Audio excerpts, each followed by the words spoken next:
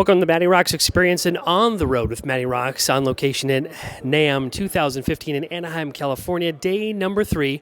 Joined with special guest, good friend and bass player of Whitesnake, Michael Devin. Hello there, Matty. Hello, all. Good to catch up with you again. It's been a while. It's been a minute, man. We finally got this done. So, yeah, man. We had to jump through a few rings of fire, apparently, to do this. We were supposed to do it on the road somewhere. Cadott, Wisconsin. Yeah, Wisconsin. But the backstage was pretty egregious. It was pretty unbearable. I don't know how. It was just we were not connecting on that one. So, yeah, it's good to be here, man. Here we are. Michael, how's your NAMM going for you? Great. You know, today's actually the first day I've been able to get down to the convention because I've had three concerts over at the observatory, which is about 20 minutes away, and you know, that's pretty much been taking up most of my time. I was the Bonzo Bash was the first night. Last night was Randy Rhoads Remembered, and tonight will be a celebration of the Who's John Entwistle and Keith Moon. So the Ox and Loon show.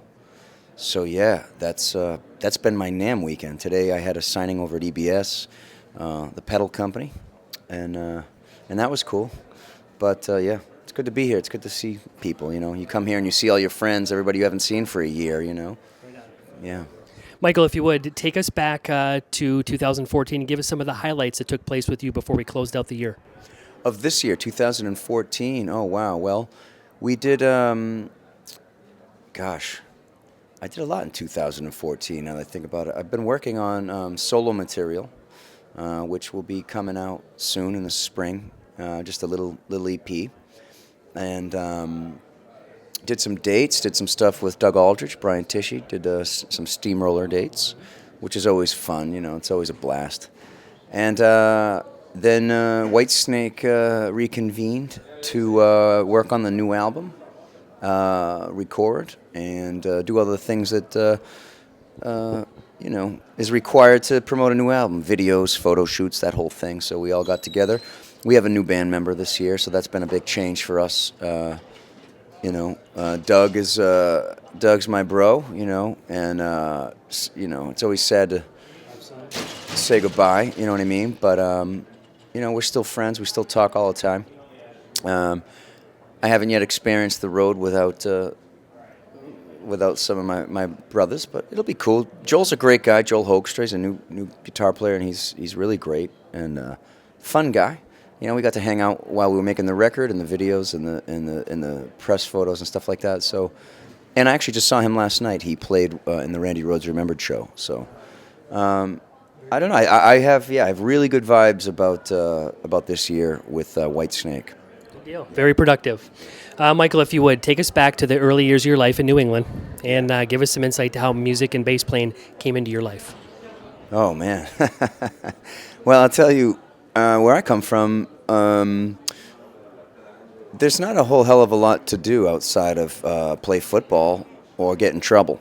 So the middle ground, I suppose, was for me was music. I've always been a creative person. As a young child, I drew a lot.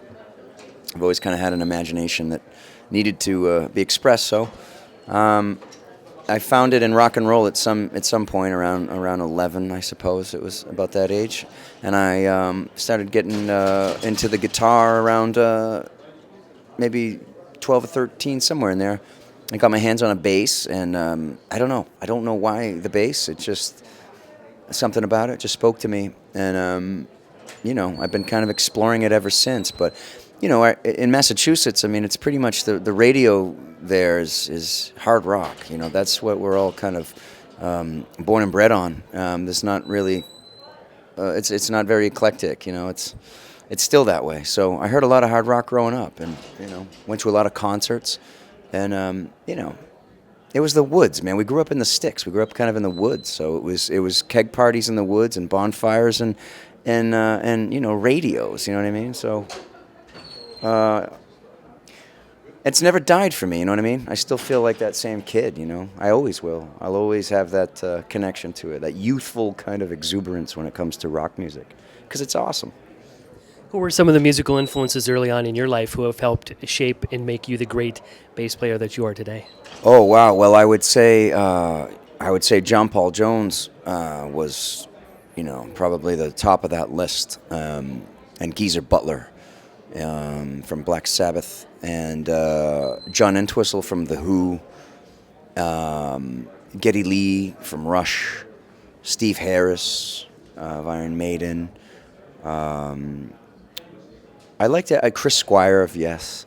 I liked all of the Loud and Proud bassists, but I also really enjoyed people like Cliff Williams from AC/DC and Sting, The Police. I really liked, the guys who could really just hold it down. And Paul McCartney, he's a genius, a musical genius, a bassist. So those were the guys that were really informing me on how to play bass.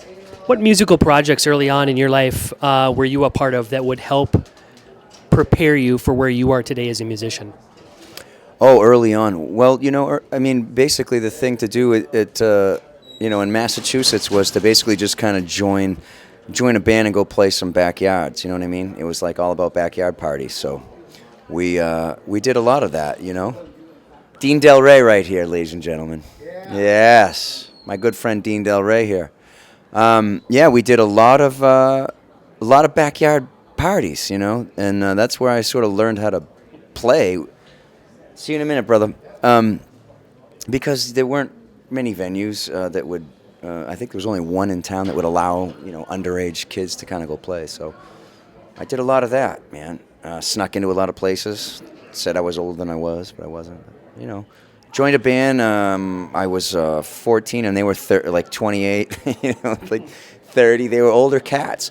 I learned a lot, though. I learned a lot from that first band. So, yeah, and it's just been kind of going ever since.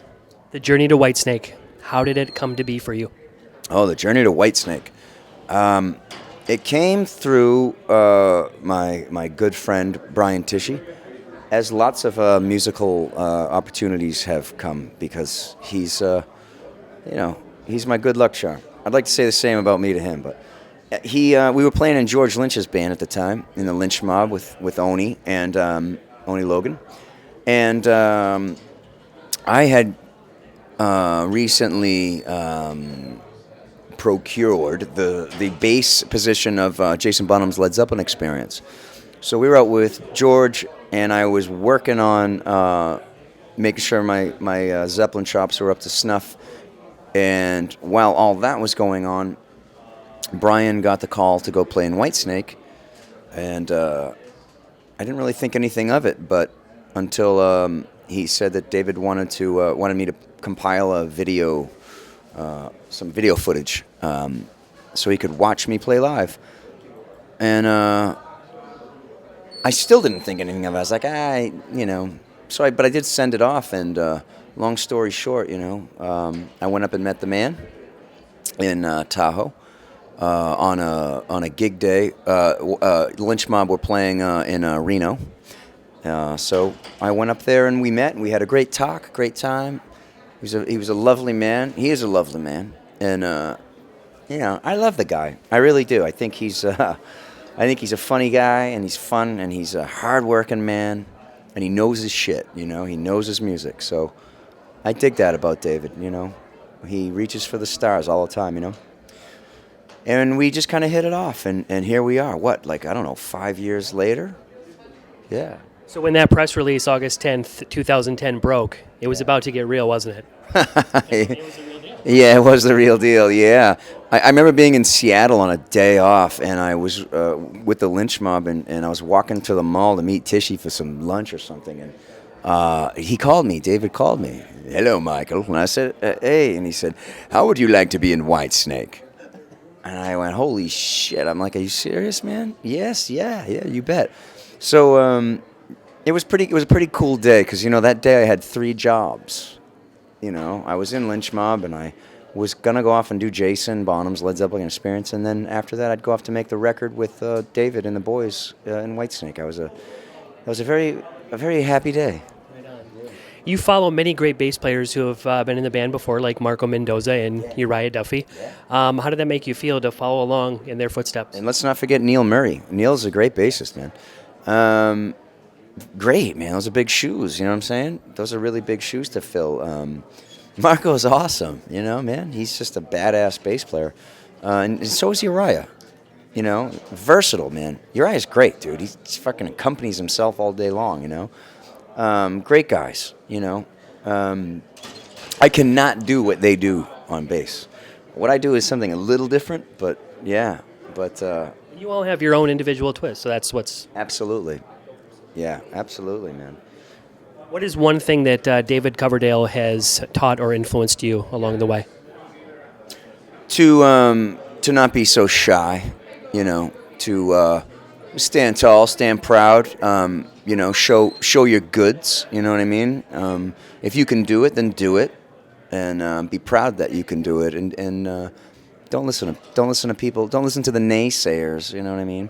He taught me that, because I had a bit of a shyness, especially vocally, singing wise. I had a hang up on it until he came into my life.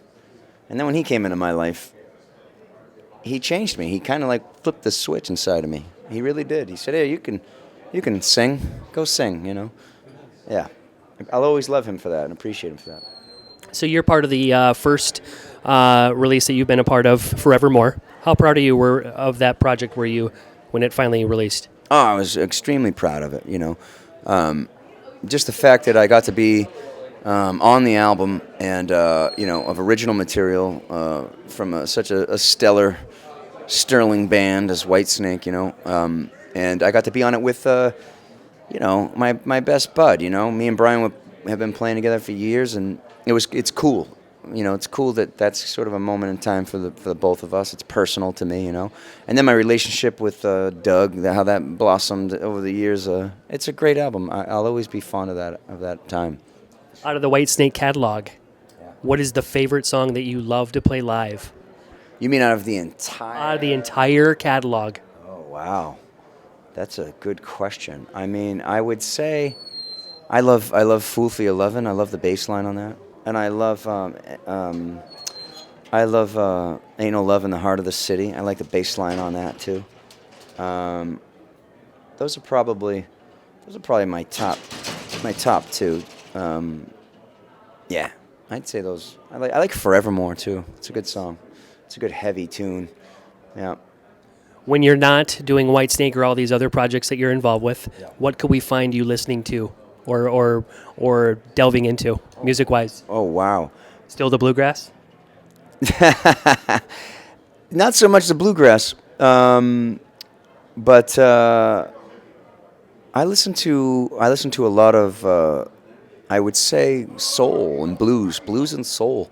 I tend not to listen to hard rock too often. It's strange. Although I go through my phases where I want to listen to Black Sabbath a lot. But I do. I listen to a lot of Otis Redding, Sam Cooke, stuff like that. And I'm always sort of investigating new bands as well. You know, I'm always kind of listening to what people are doing, you know. I like the new Rival Sons album. I thought that's a really good album. It's this young band, I think they're called Temples. They have a cool album out. Yeah, AC/DC's new album is great, Rock or Bust. I think that sounds great, and I think Brian Johnson sounds better on that than he has in fucking years, man. Yeah. You are part of the EBS family, where we just came from, their booth. How does it feel to be a part of that family of pedals? Oh, they're great, man, and they're just really, really good people over there. They take really good care of their artists, and you know, anything I can ever do to help them, I will, because they've been taking really good care of me. Yeah. Throughout your professional career so far, have you had that defining moment? No, I want it though. I want it. I'm still waiting for it, but I've had glimpses, you know, for sure. You know, walking out, let's say, onto the stage of Sweden Rock or Monsters of Rock, or you know, those kinds of moments. Maybe a downpour in South America, you know, with tens of thousands of fans. That's something. Those are pretty defining moments, you know, I would say. But yeah, Yet to come. yet to come. Yeah, absolutely. Yeah. Biggest accomplishment to date musically for you? Oh, my biggest accomplishment to date musically. Oh boy.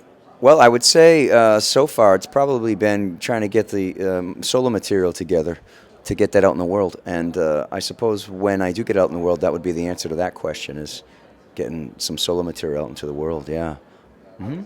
Anything that you would like to add to this interview that maybe we have not touched on? Yes, I would love it. Tonight is, as I said, is the Oxen Loon, and last night was Randy Rhoads Remembered. We actually made an album called Randy Rhoads Remembered Volume 1. Brian Tishy has put it out, and it's all a bunch of players, great guitar players who've all come in. Phil Demo, Phil X, Rowan Robinson, Brent Woods.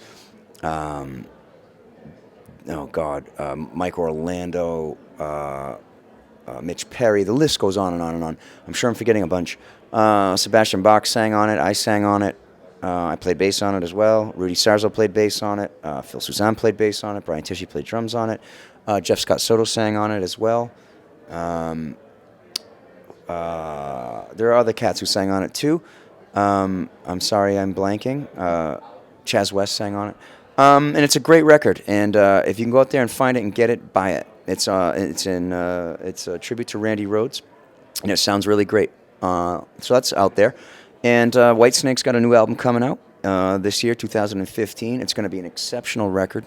I'm very, very proud of the record myself personally, and I think all the boys are. And it's gonna kick ass. It's a great album, and we're going to see you out on the road this year. For some touring, some big rock shows. Right on. We look forward to that release and the touring. Yeah. What does the future hold for Michael Devin? More music, more life, more love, more family. Yeah, more friends. Where can fans keep up with everything going on with you and including all the other projects you're working on? Thanks, Matty. Appreciate it, man. Thanks for taking the time, man. Where can they keep up with you? Oh, I thought you said you, meaning where, like WE-where. Like, we're going to keep up with you. Oh, thanks. And I will too. Thanks. But where can they keep up with everything you've got going on with yourself? Through your average social media things, your Facebooks and your Twitters and your Instagrams and stuff like that. Yeah. I don't actually have a real website. I should probably do that. I'm going to give you the opportunity to send a message to MattyRocks listeners all around the United States and around the world who are going to potentially hear and see this interview. Okay. What would you like to say to them? I would like to say peace and love and prosperity in the year 2015. And don't forget about your rock and roll. Take a dose every day, daily dose of rock and roll. Good message. Michael, thank you very much for taking the time out of your busy NAMM schedule to sit with me finally to get this done. It's been a while, and continued success to you and everything you've got going on musically in your life. Appreciate it. And you've heard it here, MattyRocks listeners, on the road with MattyRocks and Michael Devin of Whitesnake. Peace. Thanks again, Michael. You got it, my friend. Thank you. MattyRocks out.